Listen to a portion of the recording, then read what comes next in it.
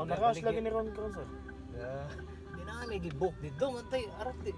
Ang bana nga mo kabok pag abot na mo kay asawa bagulbol man mo sila ka sinabot yang bana gipukaw siya ba. Okay. Kami mo na hasngan mo klaro ba gahulat na pagod mi silang bala. Hello guys, good morning. Unit ani nga deliver na ako guys kay ang Tawigo G 2024. Nag-crash booking din sila ma'am og sir ani guys. Tara guys, i-meet na to ang client. Nakita ka din ni sir guys, gipapila pa dayon ako sa sir sa contract. Then chika gamay nga na-crash booking nila. Taga Cebu din ni sila sir guys, na lang live business meeting nga giari sa Ormoc. Sir, magpabilin lang ko sir og ID sir.